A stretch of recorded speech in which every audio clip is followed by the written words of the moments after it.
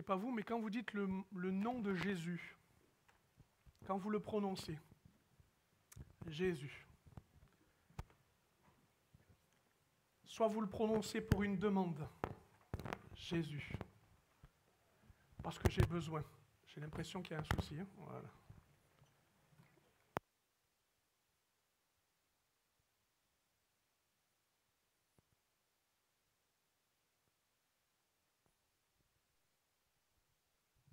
Les aléas du direct. Jésus, ma demande, mon besoin, Jésus, mon sauveur. Soit vous dites Jésus parce que vous êtes dans la reconnaissance. Jésus, mon Seigneur, je reconnais ta souveraineté et ta grâce. Il n'y a rien de magique à le dire, mais si vous êtes dans le besoin, dites avec moi Jésus dans quelques instants. On va le faire ensemble. Si vous êtes dans la reconnaissance, je ne vous commande pas ni à votre conscience, ni à votre foi, mais juste prononcer le nom de Jésus. Il m'est arrivé dans les grands découragements de juste pouvoir avoir la force de dire Jésus. Dans des temps d'attaque démoniaque, et je ne suis pas un fou furieux de ce genre de choses, j'ai dû juste prononcer le nom de Jésus pour qu'il se passe quelque chose. Et si tu n'es pas doué avec les grandes phrases, les grandes émotions, les grandes envolées lyriques, prononce le nom de Jésus. Et je te prie vraiment que si tu écoutes ce message, là, ce soit le nom de Jésus qui entre en toi et qui fasse cette œuvre de grâce et de bénédiction. On peut dire le nom de Jésus ensemble, on peut le prononcer ensemble, non pas comme un rituel, comme une incantation, mais comme sa personne qu'on désigne. C'est pour lui que je suis là, c'est à lui que je veux lui donner. Amen. Amen. Nous disons Jésus. Jésus, ton nom est au milieu de nous. Jésus, nous t'acclamons et nous désirons cette victoire sur nos vies. C'est le nom de Jésus que nous voulons à cet instant. Amen. Amen. Est-ce que tu l'as prononcé? Est-ce que tu sais le prononcer? Prononce-le avec foi. Prononce-le avec crainte dans le sens de son respect. Et tu verras comment Dieu est capable d'agir. On est dans la série d'enseignements sur l'Église. C'est la 4e volet. Nous avons souhaité faire 4 volets à la rentrée.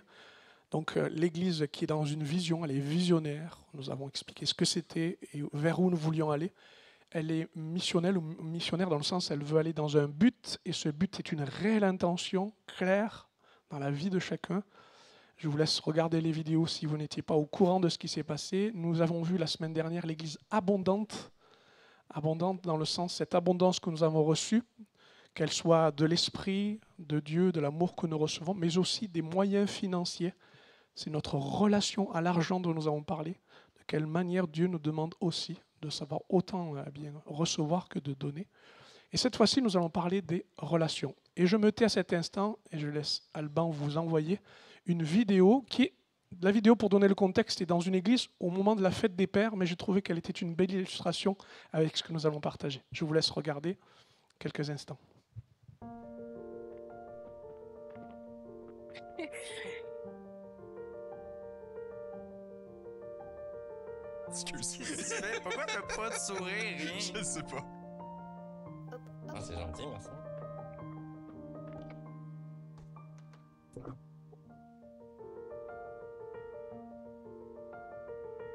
Papa, le sujet sur quoi je suis le plus fière, c'est le nombre d'efforts que tu fais pour nous avec tous les trajets, la patinoire et le shooting range, le stand de tir de hockey que tu nous as fait. Je suis fière parce que papa est intelligent. So the thing that makes me the most proud of you is that you can stand on your faith and you're unshakable. Juste son cœur pour les gens. Dans la dernière année, il a changé. Il a changé d'emploi pour aller à l'église. Trabaja duro en el trabajo y se esfuerza tanto y es bueno en lo que hace y aún así tiene tiempo para compartir con la familia. Papa, je suis fière de toi parce que en fait, tu joues tout le temps avec moi et tu m'aides. Papa, tu es très, très famille. Tu t'assures qu'on soit toujours ensemble. C'est toi qui s'occupe des réunions, des soupers de famille, des barbecues. Tu es aussi un agent de la paix au sein de la famille. Tu t'assures que la paix règne, l'harmonie. Je pense que le plus beau moment, c'est juste les blagues qu'on fait ensemble.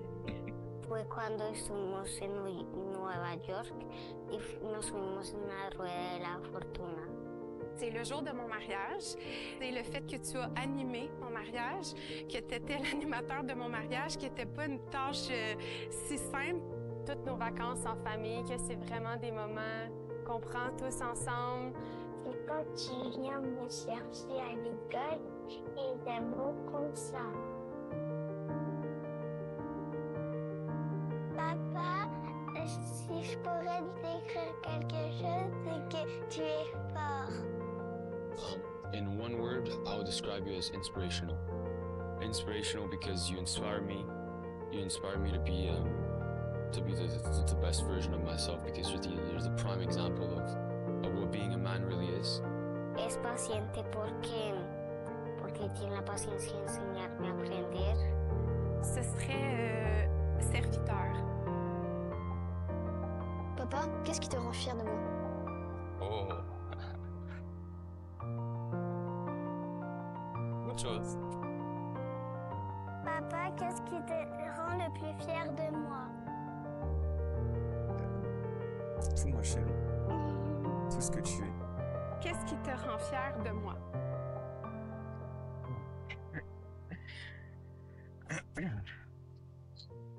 T'es quelqu'un qui est très intelligent. J'aurais aimé être aussi intelligent et épanoui que toi à ton âge. Your unwavering desire to know the truth. You're always asking questions. Y yo soy súper feliz porque eres toda una princesa, eres súper valiente, eres súper animada, también eres disciplinada. T'es tellement belle autant à l'intérieur qu'à l'extérieur. Mais vraiment, ce qui me rend le plus fier me rendra toujours le plus fier de toi, c'est ton cœur. Merci. T'es trop gentil, tout le temps. T'es tout le temps souriant, t'amènes la joie dans la maison. Tu as toujours été quelqu'un qui a apporté la vie, la dynamique. T'es une bonne épouse. T'es une très bonne maman. C'est de te voir sourire, être joyeux, sauter.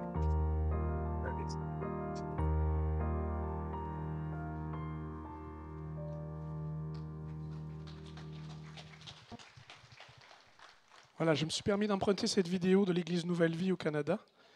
Dans cet exemple-là, bien que ce soit le contexte de la fête des pères, je dois percevoir votre émotion comme la mienne pour vous dire que ce n'est pas que de l'émotion dont je voudrais vous parler, mais des relations. Ne me dites pas après cette vidéo que les relations ne sont pas vitales. Que les relations saines, familiales, ne sont pas vitales. Ou alors je ne comprends pas. Je ne comprends pas ce qu'on fait sur la terre, je ne comprends pas ce qui est en train de se passer entre nous. Parce que ça, bien sûr que les émotions et les relations sont un vecteur, mais c'est le résultat qui compte, de ce qui est au bout des relations. Est-ce que tout le monde me suit? Vous comprenez cela?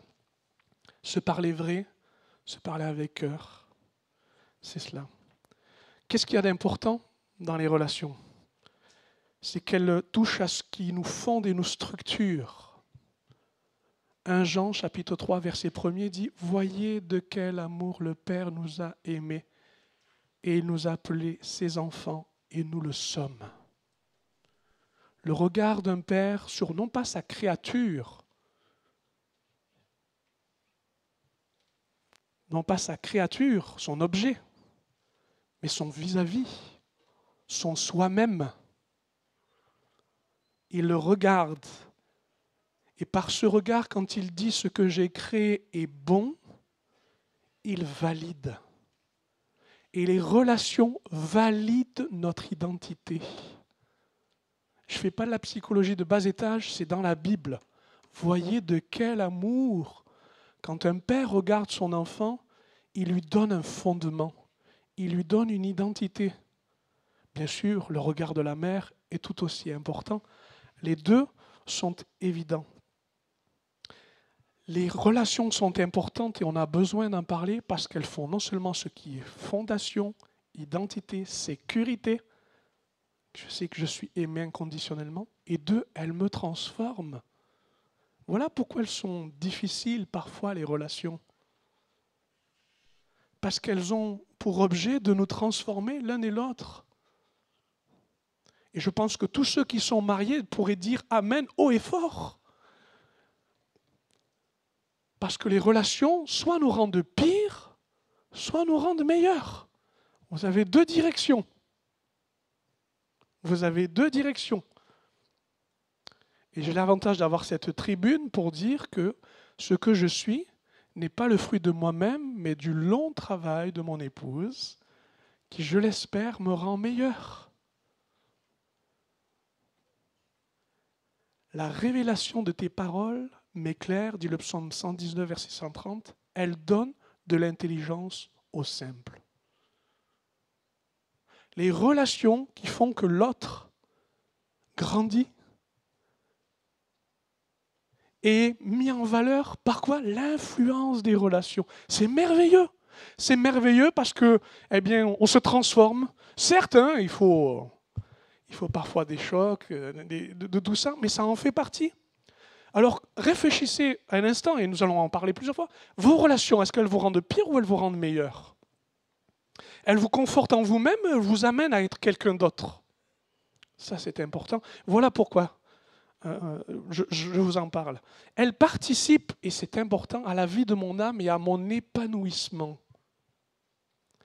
La relation ne cherche pas le but de moi être confortable, moi aller bien, mais elle cherche le bien de l'autre. Et mon épanouissement, c'est que l'autre soit épanoui.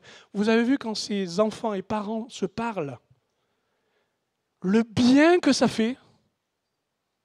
Et je pense à ce psaume que l'on lit souvent et que l'on cite souvent au moment de l'enterrement. « L'Éternel est mon berger, je ne manquerai de rien. Il me fait reposer dans de verts pâturages. » Mais mes amis, ce verset et ce chapitre n'est pas pour les gens qui vont mourir.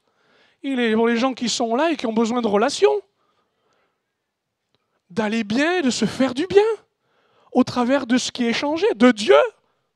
Voilà pourquoi le commandement le plus incroyable que Jésus a fini de compléter, parce qu'il était incomplet dans l'Ancien Testament et qu'il l'a complété, c'était « Tu aimeras ton Dieu de tout ton cœur, toi-même et ton prochain ».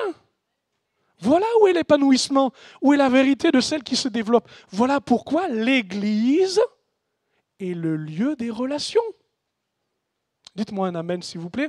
Amen. Oui, c'est le lieu de relation. Dans l'Ancien Testament, on se rencontrait avec Dieu avec un autel. Et on adressait à Dieu. Et puis, on venait avec sa famille. Et puis ensuite, ça a été une tente, puisqu'il se déplaçait. Et c'était le temple de la rencontre. Après, ça a été un temple. Et maintenant, l'Écriture nous dit, Paul le décrit, que nous sommes le temple du Saint-Esprit, les uns les autres, mais les uns avec les autres, nous formons un temple spirituel. Et c'est la maison où Dieu vit les relations avec nous. Il vit la relation avec nous. Et nous la vivons entre nous. Voilà le verset qui compte ce matin pour une église relationnelle. Tu peux mettre la suite ? Voilà pourquoi vous n'êtes plus des étrangers, des résidents temporaires. Vous êtes concitoyens des membres du peuple de Dieu. Vous faites partie de la famille de Dieu.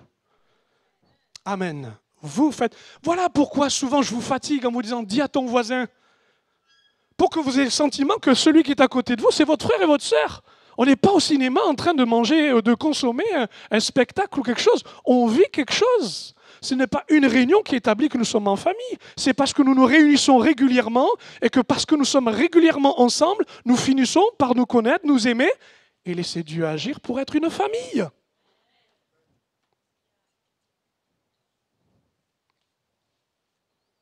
Vous êtes et vous faites partie de la famille de Dieu. Tu peux mettre la suite ? Et comment on fait quand les relations sont pas bonnes ? Quand on vient soi-même avec ses propres difficultés relationnelles, est-ce qu'on les trimballe et on les mélange à l'église ? Non, merci Frédéric, tu suis bien, c'est bien. Car au milieu de nous, nous avons des frères et sœurs et des amis qui essaient d'être en lien, mais c'est comme s'ils étaient sans amarre. Ils ne sont pas reliés. C'est-à-dire que toute relation, ils la vivent, mais ils ne la vivent pas reliés à l'autre. Ils la vivent avec Dieu, mais ils la vivent peut-être de manière spontanée ou occasionnelle, ou peut-être des fois la difficulté, mais ils ne vivent pas et ne sentent pas le lien. En fait, c'est comme si à chaque fois, vous essayez d'avoir quelque chose, une relation, mais elle n'aboutit pas. Vous êtes déçu de ce que Dieu fait, déçu des autres. En fait, c'est comme un bateau qui dérive et qui aurait besoin de s'attacher à un port. Sauf que quand on n'a pas d'amarre, on ne se risque pas aux relations parce qu'à chaque fois qu'on a essayé de se relier, on a été déçu. De la tendre enfance, dans le mariage, dans la relation familiale ou autre. Et je n'accuse personne dans l'état dans lequel vous êtes. Ça ne correspond pas à un jugement, mais à un constat, mes amis. La société, et depuis le début, l'homme fabrique des gens qui ne sont pas reliés. Et qui, soit dans la relation, exigent de combler tous les manques et veulent fusionner, mais personne ne pourra vous donner ce que Dieu est capable de donner. Ou inversement, c'est tellement risqué de miser sur la relation qu'on ne le fait pas. On fait à moitié ou comme on peut, quoi. Parce que de toute façon, ça va mal terminer. Ça termine toujours mal. Alors qu'est-ce qu'on fait? On garde sa corde, si j'ose dire, et on reste dans son contrôle. Et on s'amarre de port en port et on essaie de se débrouiller comme on peut. Sauf que je voudrais vous dire que le lien que Dieu veut nous donner, il nous lie à lui et aux autres de manière, éternelle. Parce que vous le savez qu'on va se revoir dans le ciel? Et ouais, il va falloir me supporter, les amis. Amen. Merci Frédéric de dire amen. J'apprécie ta spontanéité. Elle me touche. Oui, on idéalise. Combien de fois on idéalise? Et aujourd'hui, c'est le monde des idées et des projections. Je suis désolé, mais le virtuel n'est pas la relation. Je veux le dire, le répéter. Et je ne suis pas contre un système ou vent debout contre un monde. Ce n'est pas du tout ça. C'est vous dire que la relation est ailleurs. Et on a beau essayer toutes les tentatives et toutes les déceptions, vous verrez qu'à un moment donné, ce deuil devient mortel. On finit par être un chrétien sans église, sans pasteur, sans frères et sœurs. On finit par faire ses choix. Ces choix qui font qu'en fait, on ne fait pas les choix de Dieu, on est dans son contrôle. Allez, je continue. Il faut que vous teniez le coup quand même. Qu'est-ce qu'on fait l'Église pour les relations nouées? On est reliés l'un à l'autre, mais il y a un nœud au milieu. Alors on tire sur la corde, mais le nœud se serre de plus en plus. Les conflits. On a des relations, mais on est en conflit. Et le problème de la relation, quand on tient un bout à l'autre, c'est qu'on ne voit que le nœud, on ne voit plus la personne derrière la corde. Et comme on veut sûrement avoir raison et pouvoir dire avec se rapprochant du nœud, regarde, c'est moi qui ai raison, on tire sur la corde. Vous voyez un peu la parabole? Et l'autre tire aussi, et le nœud se serre. Au point qu'à un moment donné, on ne se rend plus compte que l'on est relié, on ne voit que le nœud. On ne voit que le nœud. Et ça fait longtemps que le nœud existe. Ça fait très longtemps. Tellement longtemps, puisque depuis que l'homme et la femme ont désobéi, ce n'est pas simplement notre âme qui est vouée à la mort, c'était aussi notre relation avec Dieu. Et d'ailleurs, dès le début, dès que le péché est entré, l'homme et la femme se sont retournés l'un contre l'autre. Les frères se sont retournés les uns contre les autres. Les peuples se sont retournés les uns contre les autres. Et depuis, on fait des stages de formation pour gérer les conflits. Le problème est ailleurs. Le problème du nœud, c'est qu'on ne sait plus et on ne peut pas se mettre à la place de l'autre. On ne veut pas. On veut que ce nœud nous donne raison. Alors je tire. Qu'a fait Jésus? Devant la perte de notre relation et devant la perte de notre âme, il est venu jusqu'à nous. Les siens ne l'ont pas reçu. N'empêche qu'il a fait quand même le trajet. Qu'a-t-il fait encore? Au lieu de dire « c'est moi qui ai raison », et il avait raison, il a dit « je prends vos torts ». Il s'est mis au milieu du nœud et on l'a étranglé. Si vous préférez, on l'a fait mourir. Pour que le nœud cesse et que vous soyez vous et moi, rapprocher de lui et de vous les uns les autres. Je ne sais pas comment tu considères les conflits dans lesquels tu te trouves, représente-le comme un nœud et arrête de dire c'est le nœud et c'est tout. Il y a de plus en plus aujourd'hui ce constat, nous sommes des pasteurs qui passons souvent notre temps à essayer de faire comprendre aux autres, interprète autrement. Regarde autrement, n'écoute pas ta chair, mais laisse l'esprit et la parole de Dieu te donner les moyens de regarder l'autre autrement. Regarde l'autre et ne regarde pas le nœud. Essaie de comprendre quel est le voyage à faire pour retrouver l'autre. Est-ce que ça va? Ça, c'est que l'hors d'œuvre, hein. Ça va? Les relations nouées, elles sont difficiles. Ne vous en faites pas, on continue. L'Église, comment on fait quand les relations sont tendues? Ça veut dire que ce n'est pas le conflit ouvert, c'est le conflit, vous savez, la guerre froide. On se parle, on se regarde, mais ça ne va pas aller plus loin. Hein. C'est tendu. Vous allez me dire, pasteur, quand même, vous dites tout ça et ça peut exister dans l'Église, mais ça existe dans l'Église comme ça existe dans toutes les familles, comme ça existe avec vos voisins, comme ça existe avec quiconque. Parce que chacun est en lien et puis à un moment donné... Alors cette tension, elle montre et elle prouve deux choses pour moi. C'est soit parce qu'on veut rapprocher l'autre, on veut le gagner. Allez, viens là, viens, je vais te faire comprendre, je vais t'expliquer, je vais t'aimer, je vais te prouver. Il faut que tu comprennes, il faut que tu... Alors on va le tirer vers soi. Et plus on tire, qu'est-ce que fait l'autre? Oh pauvre, allez. Il s'en va. Et la tension augmente. Soit c'est ça, ramener vers l'autre, d'accord, voilà, lui montrer qu'on est capable de le gagner, ça c'est une chose. Ou alors tout simplement, on voudrait s'éloigner, mais on ne sait pas comment le faire. On voudrait poser des limites, mais on n'y arrive pas. On traduit mal ces choses, on a peur du rejet, on a peur de l'intention. Alors on s'éloigne, mais en même temps on garde le lien. Et ça tend. Parce qu'il y a du quiproquo, il y a du... Vous avez compris? Il y a quelque chose de pas clair, quoi. Les mots ne sont pas posés, l'attitude n'est pas claire. Et ça tend, jusqu'à ce qu'à un moment donné... Vous avez déjà vu de personnes qui tirent? Bon, je vais vous donner une image qui va vous faire sourire, j'espère que vous n'en retenez pas trop, mais je promène mon chien maintenant assez régulièrement. J'ai un conflit avec mon chien, c'est que c'est tendu entre nous deux. Non, c'est qu'il veut renifler partout et il veut s'arrêter toutes les 3 secondes. Et moi, je veux promener et avancer. Du coup, je ne sais pas qui promène qui. D'accord? Donc, qu'est-ce qui se passe? Reviens là. Et ça tire. Et je vous avoue que pour une promenade avec son chien, tranquillement, ça commence à être pénible, quoi. Parce que lui, il a ses exigences, mais moi, j'ai les miennes. Moi, j'ai les miennes. Jusqu'à ce que je comprenne qu'à un moment donné, qui doit faire l'effort? En fait, tous les deux. Hein. Tous les deux. Donc, on est dans le consensus et le compromis. Ok, tu as le droit de t'arrêter à l'aller, parce que vraiment, là, tu vides ta vessie et tout le reste, pardon, hein, mais...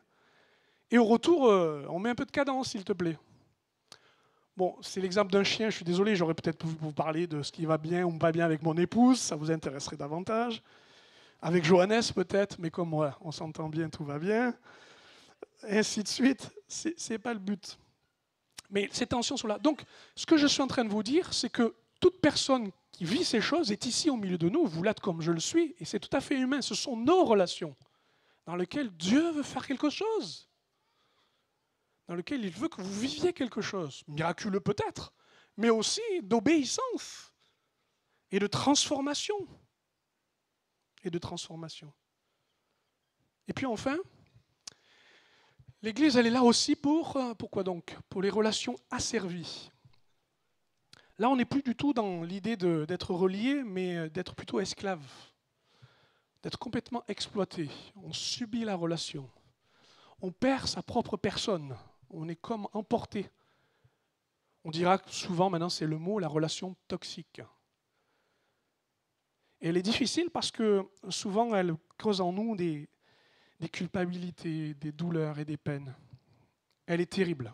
Elle est terrible parce qu'elle formate notre esprit et notre cœur. Et Et combien de fois nous voyons et nous vivons ensemble la parole de Dieu, et d'un seul coup, c'est comme si parole vous tirez d'un côté, et puis ces relations très fortes, vouées à des personnes, vouées à des causes, vouées à un passé, vous me suivez, ça va? Vous ramènent au même endroit, asservis. J'aurais tant d'exemples à vous donner, mais en fait, ce n'est pas les exemples, c'est juste l'interpellation que j'aimerais vous faire. Je voudrais vous dire que Jésus, c'est vrai, à un moment donné, a été arrêté. On l'a attaché. On l'a puni. Et on l'a fixé en l'attachant et en le clouant sur la croix. C'est vrai. Il a accepté et admis d'être dans cette servitude pour une seule chose. Parce qu'il savait que c'était sa mission pour sauver. Mes amis, il n'a pas accepté lorsqu'on a voulu le prendre et lui dire « tu seras un juge ». Il n'a pas voulu qu'on lui donne une autre mission. Il ne s'est pas laissé asservir. Il a refusé. Quand on a voulu qu'il soit le grand distributeur de pain et de poissons, il a fait « stop ». Vous pouvez manger du miracle, mais à un moment donné, vous allez rentrer chez vous. Je pose une limite. Vous voyez la différence? Il s'est voué à la cause dans laquelle il était né pour cela et il allait vivre pour cela, mais il ne s'est pas asservi à autre chose. Et parfois nous confondons ce à quoi nous sommes appelés et ce à quoi on est utilisé et malmené. Il faut être clair avec Dieu, il faut être clair avec soi, il faut être fort pour pouvoir dire non, non, non. Et combien de fois des gens gentiment vous attrapent et vous prennent et vous disent « ouais, on va aller là-bas ». Si vous savez que vous devez respecter ce que Dieu vous a donné et qui vous êtes, n'y allez pas, ne vous associez pas, ne vous attachez pas. Il y a combien eu de mariages qui ont fonctionné comme ça? Combien de relations fraternelles où des gens vous montrent un amour, un intérêt, mais en fait, il veut que vous deveniez des disciples d'eux-mêmes et pas de Jésus. Ça va? Ok. Alors, qu'est-ce qu'on fait avec tout ça? Avec tout ce que l'on vit? À cause de la nature du péché, à cause de ce qui se vit dans nos relations. C'est beau ce qu'on a vu tout à l'heure, c'était émouvant, des pères qui parlent à leurs enfants, des enfants qui parlent à leurs pères. Ça a l'air simple, ça a l'air bien, ça a l'air merveilleux. Mais mes amis, c'est du travail. Vous croyez qu'on récolte sans semer? Que l'on pêche sans jeter les filets? Dites-moi une petite allusion, une petite juste rapide parce que je peux pas, j'ai pas le temps. Le miracle de la pêche miraculeuse, c'est merveilleux quand même, des poissons qui vont tout seuls dans les filets presque. Mais dites-moi, dans quel état étaient ces filets? Ils avaient travaillé toute la nuit. Et le travail des relations est exactement comme la pêche. Il y a d'abord beaucoup de travail avec les filets, réparer les mailles, nettoyer, pour que les filets fonctionnent ensuite. Et ce que vous avez vu là, c'est le nombre d'heures et de temps où il y a eu des temps de qualité, des temps de partage, des temps d'explication, des temps de pardon, qui font que la relation devient saine. Et l'Église, c'est exactement pareil. Il y en a combien qui fuient ce que Dieu a donné, l'Église, le lieu de la rencontre, le lieu de la relation, et qui du coup n'ont plus de lieu pour être et pour vivre la relation, si ce n'est le club de tarot, le club des boules, où là on est vraiment amis. Ben oui, on a un but commun, on fait la même chose. Vous avez le droit d'y aller, vous avez le droit de le faire, mais s'il vous plaît, ne vouez pas votre vie dans ces choses. Vous ne jouerez peut-être pas aux boules là-haut. Hein? Ah ben oui, tu as raison. Église pour être reliée. Les institutions qui nous ont été données peuvent faire très bien leur travail. L'hôpital peut bien soigner, l'école peut bien enseigner. Et, qu'est-ce que j'ai mis? Et l'orphelinat peut bien s'occuper de ceux qui sont sans foyer et sans parents. Mais certaines institutions, vous le savez, peuvent aussi manquer le but et au lieu de faire ce qu'elles font l'inverse. Elles font l'inverse. Et je vous partage, là c'est très personnel, très très personnel, ce qui me touche au plus profond parce que je suis fabriqué comme ça, c'est quand l'Église, au lieu de travailler et bénir dans les relations, fait l'inverse, ça me meurtrit. Parce que c'est comme si on était un hôpital qui mutile. Parce que ça existe. Alors pas de partout, pas ici bien sûr, mais est-ce que vous comprenez, quand il y a des dysfonctionnements, voilà que d'un seul coup, il y a des conflits dans les équipes, il y a des choses qui se passent, et puis d'un seul coup, au lieu de bien traiter ce qui était le plus important, s'occuper du patient, vite l'opération d'urgence, on finit par justement faire certaines erreurs qui ne sont pas souhaitables. Donc on ne va pas condamner, mais elles existent. Il y a des institutions vouées à ça qui finissent par faire l'inverse. L'école, c'est exactement pareil, tout comme l'orphelinat. Et est-ce que l'Église, elle se doit aussi de faire ce genre de choses? Non. Non. Alors, comment vivre les relations, puisque nous en parlons? Comment être un bon hôpital? Comment être une bonne école? Comment être un bon orphelinat pour adopter ceux qui, justement, sont sans moyens et sans liens? On ne changera pas le monde. Je ne me préoccupe pas de donner des nouvelles lois et des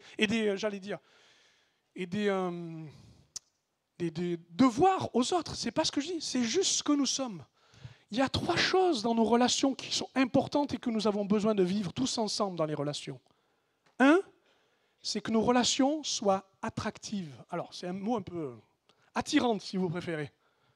Je ne sais pas, mais moi, il y a des endroits, j'ai envie d'y être, il y a d'autres endroits, j'ai vraiment pas envie d'y être. Il y a des ambiances, il y a des façons de parler, il y a des façons d'être. Merci, au revoir. Il est évident que toutes les églises ne plaisent pas à tous. D'ailleurs, c'est pour ça qu'on est peut-être plusieurs églises. Vous vous sentez mieux dans une autre. Vous trouvez que la parole de Dieu est bonne, c'est ce qui est essentiel. Que l'atmosphère spirituelle vous convient, que vous trouvez votre place. Tant mieux, gloire à Dieu. Mais ce sont là, à ceux-ci, tous reconnaîtront que vous êtes mes disciples si vous avez de l'amour pour les autres. Mais s'il y a bien un écran publicitaire à afficher et qui, j'allais dire, ne trompera personne, c'est l'amour que nous nous portons et la façon dont nos relations sont saines parce que c'est attirant. Quand c'est les guerres partout, quand c'est compliqué, quand c'est tendu, quand c'est noué, c'est dans l'église.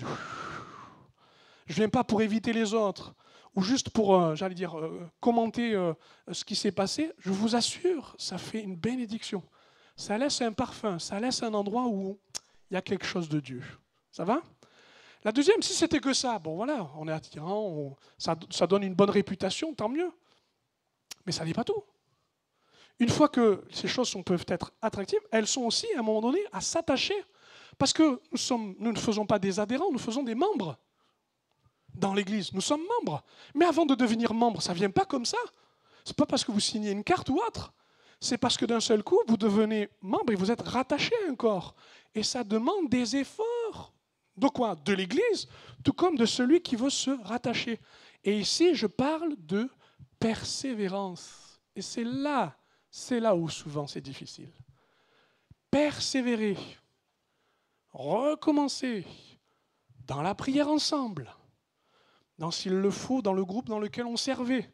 Pourquoi? Pour qu'à un moment donné soit dépassé justement tout ce qui est noué, tendu et autres, et qu'on apprenne justement à s'attacher au cep. Jean 15, verset 4 dit ceci, « Le sarment finit par être attaché au cep. » Et là, il y a quelque chose de vital qui circule. Les premières réunions que j'ai vécues, c'était à mourir de rire, mes amis. J'avais à peine 17 ans. Ils ont une toute petite église qui était, on ne va pas dire 5 fois plus petite que celle-là. Peu importe la taille, en fait. Les cantiques n'étaient pas tout à fait justes. La mamie qui chantait à côté de moi ne chantait pas tout à fait juste. Il y avait tout pour s'en aller. Sauf je cherchais la vérité, je voulais aimer Dieu. Et j'étais étonné que certains viennent me voir et me posent quelques questions, s'attachent simplement à qui je suis, dans mon jeune âge, et me laissent avancer jusqu'à ce que je commence à poser des questions. Et je me souviens de ceux qui ont su me montrer par leur façon de prier, tout comme leur façon de taire les murmures qu'ils entendaient, de quelle manière se tenir dans la maison de Dieu. Faire des disciples, c'est le travail de tous par nos relations. Et je tremble parfois si nous avons été une pierre d'achoppement. Si par, d'être omnubilé par ses principes et ses façons de faire, nous avons oublié qui vit avec nous et ce qu'il a besoin de vivre avec nous. Être attaché, c'est une chose, mais il y a une dernière chose qui est plus importante, et c'est la troisième image, c'est d'être assimilé. Assimilé. Une parole de foi, Ananias, quand il voit Saul de Tarse et qu'il lui dit « mon frère », alors qu'il est encore le persécuteur. Expliquez-moi comment il arrive à faire ça. Lui, il est passé d'attraction à assimilation, direct. Parce que l'œuvre de Dieu était en train de s'accomplir. Le nombre de disciples augmentait parce que la parole de Dieu, justement, dans Acte 12, elle augmentait parce qu'il y avait une assimilation. Vous savez, le corps de Christ, ce n'est pas l'auditoire du dimanche matin. Et je n'exclus personne. Et je n'exclus personne. Ce sont ceux qui sont d'accord pour dire que Jésus est au milieu d'eux et qui vivent selon la marche du disciple. Et ça, c'est le travail de nos relations. Le travail de nos relations qui font que, à un moment donné, il n'apparaît pas, mais c'est ce texte fondateur, écoutez-le bien, qui dit ceci, c'est de Jésus et grâce à tous les liens de son assistance. Et j'aimerais dire de tous ceux qui admettent de vivre des relations saines, prenez-le comme ceci, que tout le corps bien coordonné forme un solide assemblage et tire son accroissement selon la force qui convient à chacune de ses parties. Écoutez, c'est de lui, par les liens de son assistance, je le raccourcis, qu'il s'édifie lui-même dans l'amour. Quoi? Je pensais que Jésus faisait tout. Il me prend par la main, il me donne la main de l'autre, il la met ensemble, il les attache. Non, non, non. Il respecte notre volonté, notre sensibilité et notre capacité, et il dit, il s'édifie lui-même dans l'amour. Il y a un cercle vertueux, il y a un processus de vie qui est de notre ressort, de notre responsabilité, de ma capacité. C'est de soit laisser le Saint-Esprit me mettre dans une capacité de quoi? La paix, la grâce, l'amour, pour que quoi? Eh bien que d'un seul coup, le corps s'édifie et se développe. Je ne sais pas, mais est-ce que vous avez dit à vos enfants, comment tu grandis? Comment ça se fait? Je te donne de la nourriture et tu te mets à pousser. Et le frigo en prend un coup, hein? Parce qu'il y a ici un processus vital qui s'appelle la croissance. Elle est là, la croissance. Et elle est là de tous les côtés. Bon, parfois, on ne grandit pas tous, tous en même temps. Mais sur chaque partie, est-ce que vous êtes d'accord et vous vous rendez compte que les rouages dans lesquels nous nous trouvons, dans le corps de Christ, et le principe de la croissance, de la maturité, est lié à notre façon de nous aimer.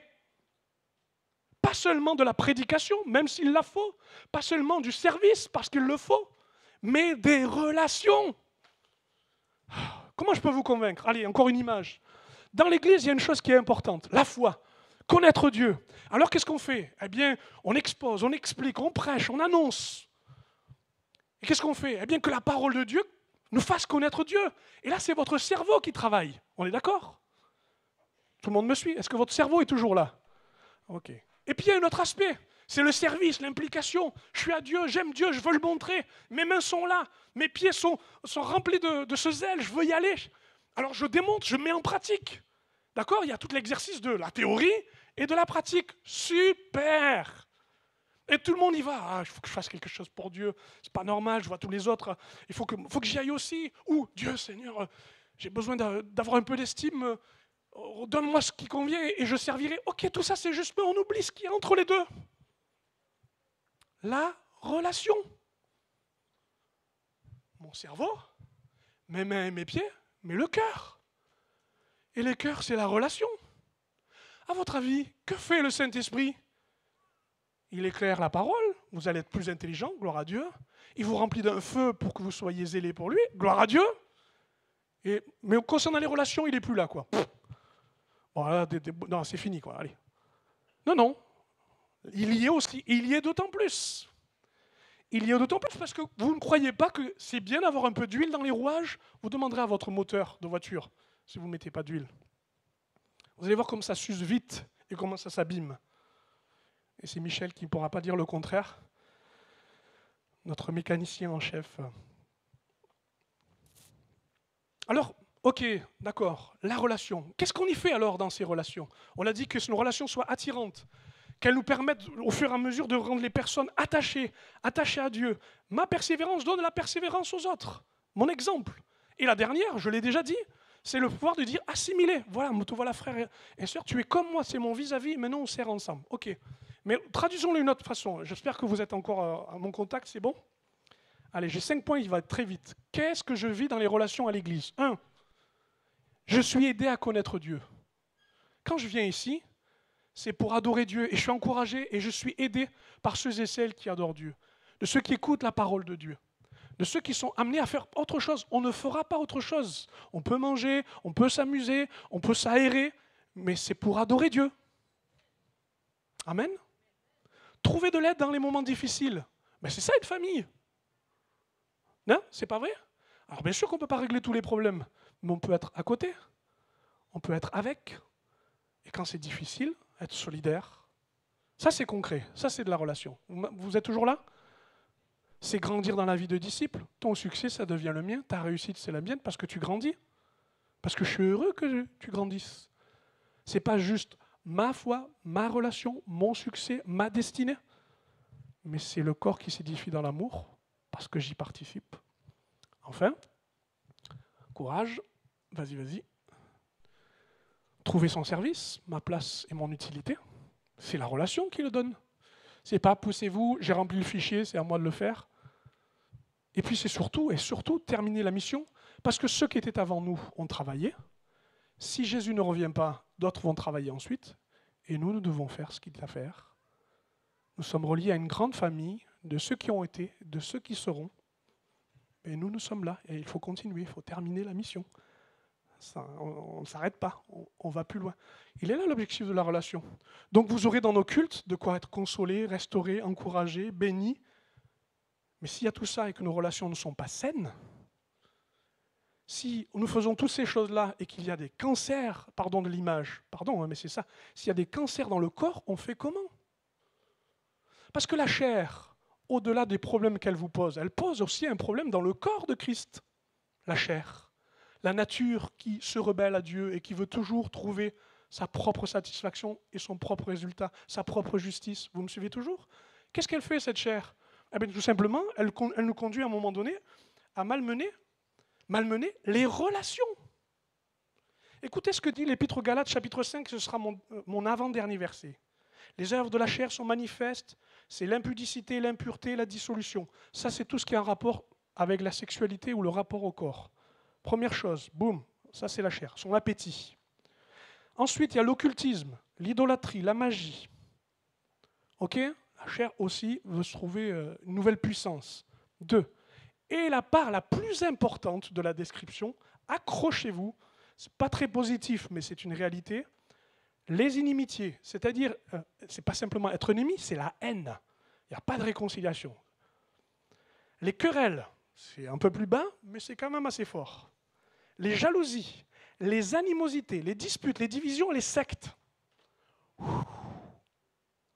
Et enfin, il y a la partie de tout ce qui est relation, notamment les excès de table, l'ivrognerie, l'envie et toutes ces choses semblables. Je m'arrête ici, je n'ai pas le temps de rentrer dans les détails, mais je trouve important que quand même cette grande proportion nous dit « regardez bien là, ceux qui prennent part à ces choses n'hériteront pas le royaume de Dieu. » C'est quand même important. Et heureusement, la réponse, c'est de vous dire « mais le Saint-Esprit donne le caractère de Christ. » Oula, j'ai failli tomber. Donne le caractère de Christ. Et c'est quoi? L'amour, la paix. C'est en rapport avec quoi, ça, à votre avis? Avec vous-même? Pas seulement, avec les autres. Avec les autres. Et je trouve que c'est beau de me rendre compte que dans ce que je suis en train de dire, il y a un antivirus, il y a un moyen, il y a une façon. Et ce n'est pas parce que ce monde fabrique bien des relations dont nous venons de décrire que l'Église doit les subir. Pas du tout. Pas du tout. Je termine avec un dernier verset qui va s'afficher, et je salue votre façon de m'écouter dans l'intérêt de tous. 1 Pierre dit ceci: « Par votre obéissance à la vérité, vous avez purifié votre être afin d'aimer sincèrement vos frères. Aimez-vous donc ardemment les uns les autres de tout votre cœur. » Moi, je vois ici, alors il y a peut-être que moi qui le vois, je vois toute la personne de Dieu qui veut investir en nous pour que nous soyons dans les relations. Pour moi, obéissez à la vérité, c'est le rôle du Père. Le Père éduque, et nous l'avons entendu, s'il faut, il corrige, mais il corrige en donnant la vérité. Obéis à la vérité. Ça, c'est le Père. Et nous, on veut bien obéir à la vérité, mais quand on est pécheur et qu'on ne sait pas faire, on fait comment? Je veux aimer, je veux avoir de bonnes relations, mais je ne peux pas. Alors le Fils vient. Et comme il a prouvé qu'il voulait être uni au Père, il nous donne par le pardon des péchés. Et par quoi? Par le fait de nous réconcilier, de nous adopter, de nous rendre frères. Tout le monde me suit? Alors nous pouvons aimer. Et qu'est-ce qui reste ensuite? Aimons-nous. Mais comment? Avec quelles ressources? Avec ce que le Saint-Esprit veut nous communiquer. Ardemment, de tout notre cœur. Avec ce que le Saint-Esprit peut, non pas simplement fabriquer, mais restaurer et produire en nous. Mes amis, quand on regarde ça, mais votre corde, vous pouvez l'attacher à Dieu et vous pouvez rester à lui. J'invite toute l'équipe à me rejoindre à cet instant. Et vous dire, alors à ce moment-là, il n'y a rien de miraculeux, il y a juste le processus de Dieu. Mes amis, le Saint-Esprit n'est pas juste celui qui est le dernier recours. C'est votre seul secours. De pouvoir dire, je veux obéir. Je sais que Dieu fait une œuvre en moi et pourquoi je serais plus mauvais que les autres pour ne pas arriver à aimer être en relation. C'est faux, c'est un mensonge. C'est l'isolement, et c'est la destruction. Le but, c'est de pouvoir le vivre intensément. Pourrions-nous nous lever un instant, si vous voulez bien? Accepter que ce moment soit un moment aussi de prière pour ceux et celles qui aujourd'hui ont entendu ces choses.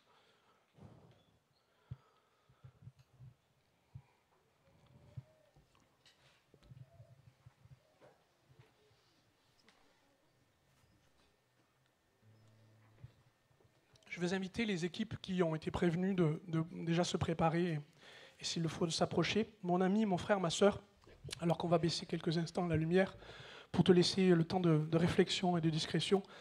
Si tu souhaites dire à Dieu, voilà mon cordage, voilà ma relation, voilà ce que je vis dans ma relation. Je voudrais te dire que celui qui est appelé le Fils de Dieu a des cordages d'amour, des liens d'humanité. Et qu'il ne souhaite qu'une seule chose, c'est t'attirer à lui, pour que tu vives une grâce particulière. Si tu savais combien c'est bon d'oser croire que l'on peut être relié à Dieu, de se sentir aimé d'un Père qui n'a jamais pu nous le montrer. Tu n'es ni mendiant de l'amour, ni nécessiteux. Tu es juste honoré que Dieu t'invite à s'attacher à lui. Et si c'est le cas, je te demanderai de t'avancer quand le chant ou quand tu le souhaites, tu puisses t'approcher. J'invite à tous ceux qui ont vu cette description et peut-être par le Saint-Esprit sont vraiment travaillés. C'est le moment, c'est ton moment, j'ose le dire, où dans l'Église, le lieu de la rencontre, on dénoue les choses, on les détend et on les laisse vivre. C'est le moment où tu dois vivre ce travail avec Dieu pour que justement tu puisses changer d'attitude et faire changer les circonstances. Et puis enfin, j'invite peut-être quelques-uns à considérer leur attitude vis-à-vis de l'Église, leur loyauté, leur façon de parler. Et je ne suis pas juge au-dessus de vous, même si je me tiens sur une estrade. Je voudrais juste vous questionner, qu'est-ce que vous voulez faire de l'Église si nous ne sommes pas dans les relations qui construisent et édifient dans l'amour? Moi, je crois non pas à un rêve, je crois à une réalité.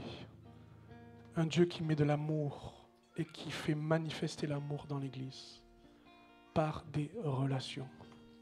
Et au moment où je prie, je veux croire qu'il y a une autorité, le nom de Jésus qui chasse tout ce qui est charnel, qui ramène à la croix et qui humilie un instant, et qui fait abandonner ses mauvaises pensées, mauvaises attitudes, pour que ce soit la parole de Dieu qui soit honorée et que Dieu vive. Alors si tu es dans ce camp-là, je t'invite, vague par vague s'il le faut, à te laisser attirer et ramener à lui, ramener à ton frère et à ta sœur, ramener à une autre cause dans l'Église pour la vivre pleinement avec Dieu. Avancez-vous maintenant, en son de ma voix, si vous le souhaitez. Les équipes déjà se placent devant pour qu'ils comprennent que c'est à vous qu'ils veulent se tenir dans la prière, auprès de vous. Ne considérez pas ce qu'on regarde de vous, de ce que vous allez faire, mais vivez pleinement cette relation avec Dieu et de ce qui va se passer. Amen.